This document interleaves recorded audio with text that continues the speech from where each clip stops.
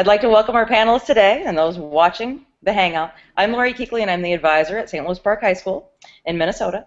And I'm also part of the Journalism Education Association Scholastic Press Rights Committee, as well as the Law and Ethics Curriculum Module leader for that same group. Today we're going to highlight several lessons that you could use to implement activities for Constitution Day, which is September 17th. We do have a few JEA members and teachers on today's panel, including 7 who are on the SPRC. And the JEA committee works to provide resources and information on legal and ethical issues to journalism students, teachers, and administrators. SPRC members also work to promote the First Amendment rights of students across the nation. We designated our Constitution Day lesson plans to help students celebrate the Constitution and Bill of Rights as mandated by Congress. Legislation requires schools to offer lessons on the Constitution and how it affects all Americans. Our lesson plans emphasize the First Amendment, particularly the freedoms of speech and the press, and we'll also highlight a few from the JEA Law and Ethics Curriculum, as well as the Leadership Curriculum module. Each of the lessons includes a description, links to the Common Core, and step-by-step instructions. All right, panel, would you like to introduce yourselves?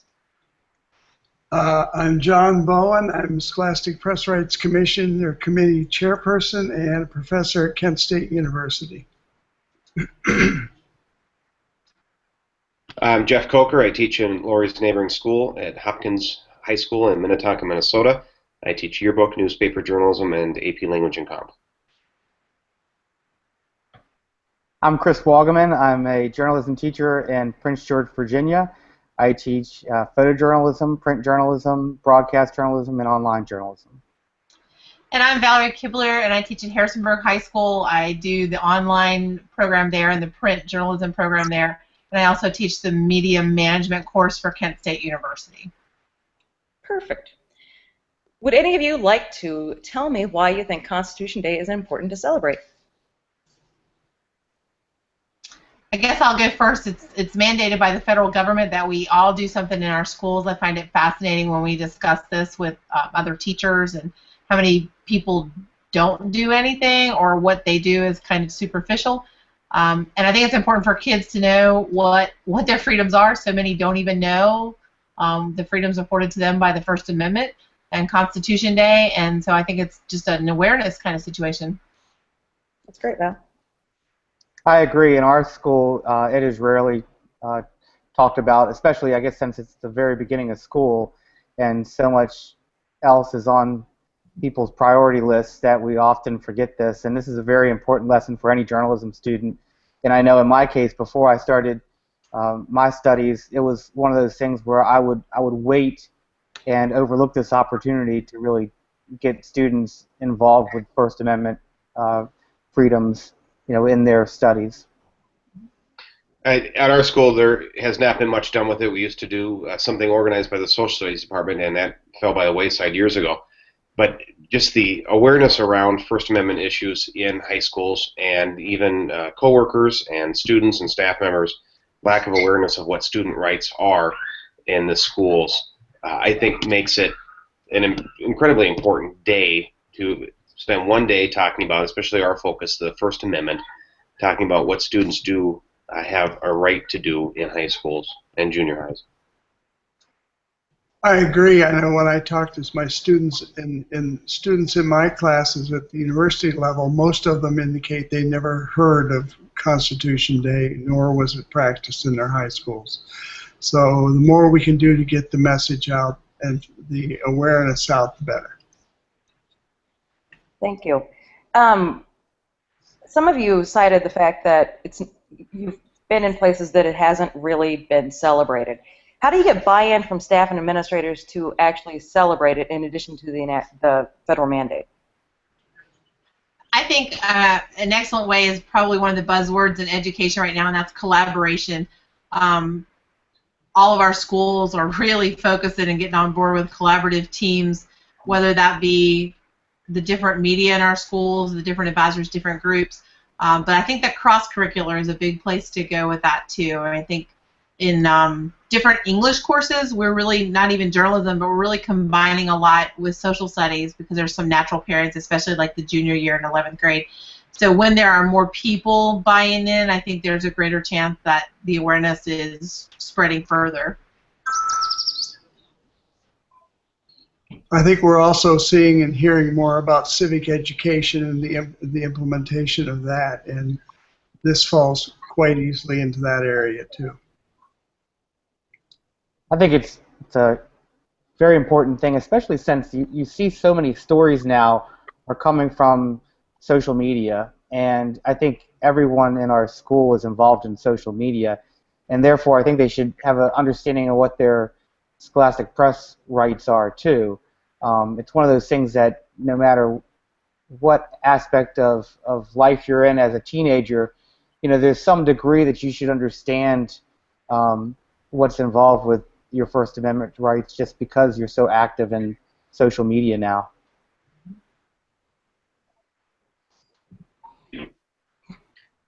I'm sorry, I'm getting a lot of cutting out in the feed. I don't know if it's my line or the whole thing, but as far as staff buy-in, I've ironically found it actually particularly hard with some of the social studies teachers to get the staff buy-in, and it's something that they were doing, and they would kind of openly mock the idea of Constitution Day as well, we have to do this because our curriculum coordinator has told us to do it, and they would fit it in. But it was, how do you get the staff buy-in? I don't know. What I'd like to work on is how do I get my students to be more upfront about it, whether it be a presentation that they give to the 10th graders in the civics class, or whether it be something that we do overtly through the newspaper as a awareness during lunch. I don't know, but it's been a battle getting our staff to engage with it. Could each of you outline some of the ideas that you have and that you're putting forward for Constitution Day? I know we have some curriculum on the SPRC site, and then I know, Val, you have some curriculum in the leadership JEA curriculum module as well, which can be found at jea.curriculum.org. The couple lessons that are in the leadership curriculum that I think can be applied here, there's one on developing or having your students develop a first 5 lesson where they are actually turning around and teaching some aspect of journalism, and in this case, that week or that day can directly apply to Constitution Day. And the students are doing the research and the engagement and creating the lesson, and it just takes the first 5 minutes of class. They can come up with something creative. The other one that is in the leadership module that I think would be a beneficial one to bring more awareness to Constitution Day would be the one about developing a presentation for your school board or administration. I think, again, if the kids are generating the lesson and the presentation to go to the school board, getting it out into the community, if they even took those first few minutes of the school board meeting that are the public time, I think it's a great opportunity. It doesn't have to be long, but just to raise awareness, and it's coming from a child's point of view, and it's not being forced upon them by teachers, but rather they're taking the initiative. And so I think if we can get our editorial boards to buy into that, that's a good thing. Anytime I've done something in the past, I've really tried to fun it up a little bit so the kids really got into it as a fun thing. So I think probably the most memorable for me was a project that I'm sure was put out on JEA website, maybe SPLC did something at some point, but where the kids made cookies, and each child did a set of cookies that had all the words of the First Amendment on each individual cookie, and then they would lay their cookies out and have their picture taken with their cookies, and then of course the kids would enjoy those. Or they would take their set of cookies and give them to another class and share that experience. That was one of the more fun projects. Another one that I have not associated with Constitution Day but might be cool to do, it's just hard to grab because it's so early in the school year, is with my intensive journalistic writing students taking the AP language course. They have often done a First Amendment research project where they choose one of the freedoms that really gets to them, and they choose an actual topic that bothers them a lot, and they research that. And so probably one of my most impressive ones when we talked about freedom of speech one time was when kids actually interviewed some folks from Westboro Baptist Church who were real quick to want to be interviewed, but it was fascinating to see the discussion that ensued from that. And so there was a research portion and then a presentation portion. A lot was done with free speech and music rights, all kinds of things. The kids just really pick the things that matter to them. You said one of the items was a message in front of the school board. What would be the message for the school board? Oftentimes, I guess we find administrations who are quick to stifle these freedoms, though ironically they're the ones telling us we must celebrate this. And so I think when the kids are there talking about the powers of good that can come from this prior to there being any instance, they're getting out in front of that by showing why it's important that we have those freedoms.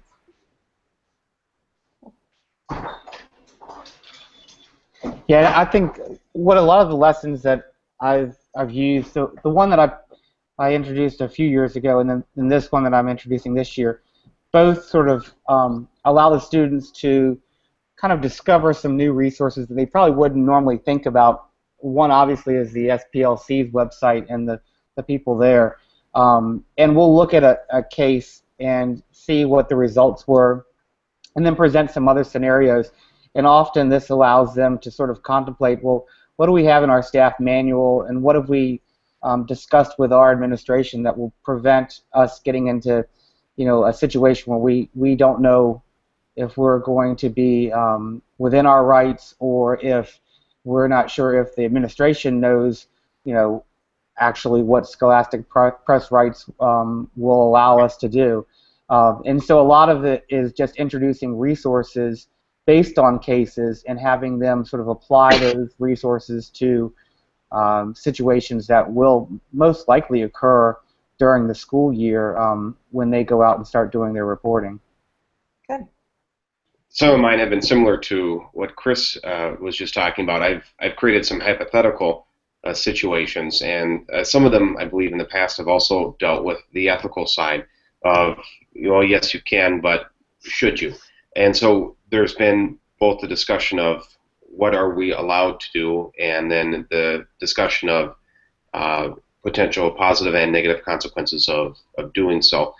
One of the things I did this year was to create a quiz, and it's either 10 or 20 questions, I can't remember, that's just about the awareness of the First Amendment rights that students have, and how schools can and cannot control what students do say, and especially in regards to prior review, and looking specifically at what are some potential negative consequences of prior review. Because one of the things that Lori pointed out is that at the JEA conference this year in Las Vegas, lots of advisors were under prior review and didn't seem to see much harm in it.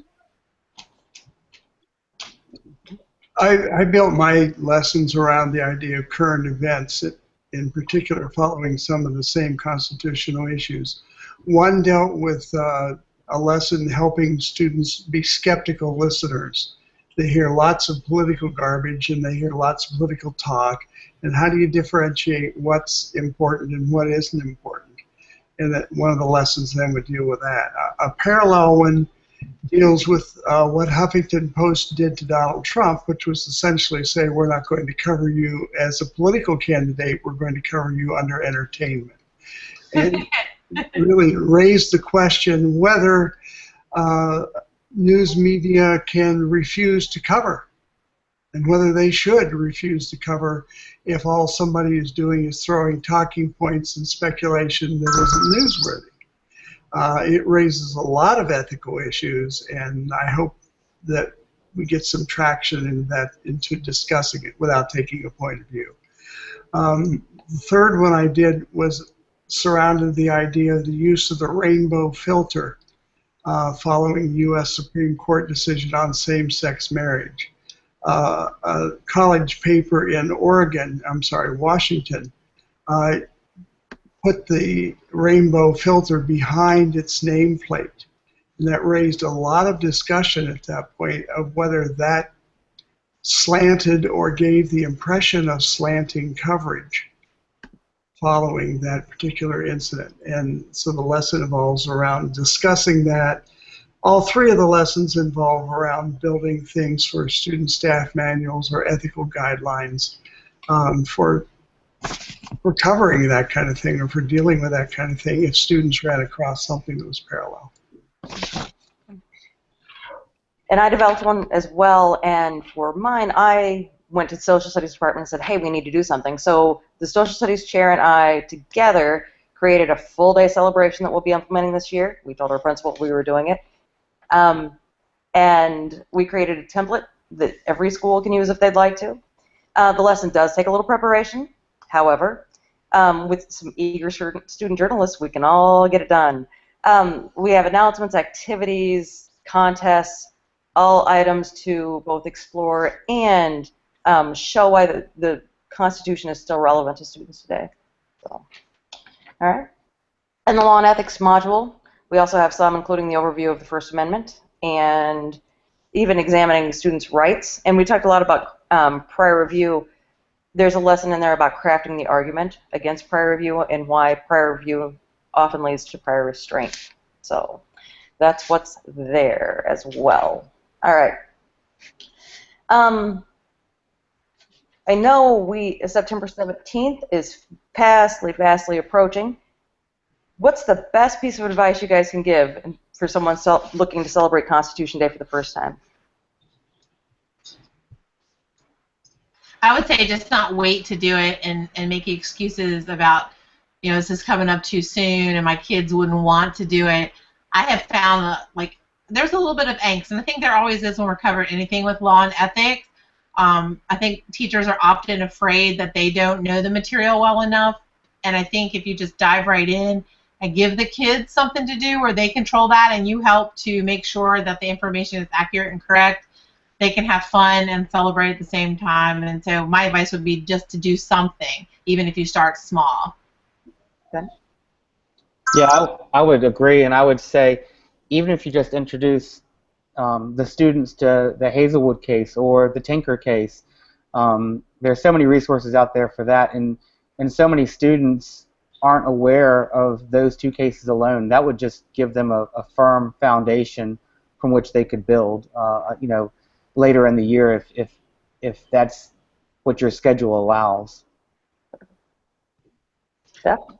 I think number one, to make it relevant to them, to make them see some situations that they feel like their rights could be in danger, or to share some awareness of some cases where it has happened. And I think if the kids see that they can do more, and I think if the kids see the injustice in some of the silencing that has happened, I think to show some of those cases, not to stir the pot, but to show some of those cases and let them know that they are entitled to more than they are getting often, I think that will create some exigence in them. And the other thing I would suggest is, and I haven't done this yet, but I'm listening to you talk about partnering with the social studies teacher, and I love that idea of a partnership and getting other people on board, so it's not just a project that the journalism teacher is doing. I would agree with all of the points, and then add perhaps the other one of once you're looking at these kind of lessons that they go on. I mean, they don't just stop on Constitution Day, that you imbue in the students or build in the students a desire to make things happen from now on, an awareness, and then even action if they can. John, sorry, go ahead. Well, I was going to say, I took a couple of John's classes, and one thing that always stuck with me is the training, the conditioning, the always bringing situations to them that other people have faced, and talking about how would you deal with this, so that there is, when you come to a situation, and I had one last year, you come to a situation that is a constitutional conflict, that students can have that awareness ready, and students, when we're talking about ethical issues, can also be already thinking about what they can do and what they should do and what's right and what's ethical. So to carry that conversation forward, I love, and I've tried to do that at least once a week where we'll have an ethical conversation about what would we do in this situation and what are our rights in these situations. I think, Jeff, you're really right. Like, if they're prepared ahead of time when they do face a situation like that, they don't fly off the handle and go crazy, nor do they incite other people to go crazy. They know how to deal with that in a responsible, mature way. Or do they retreat? Right. Right. And I agree, and I think a situation that's going to come up for our staff, and we've already talked about this, is the issue of the Confederate flag.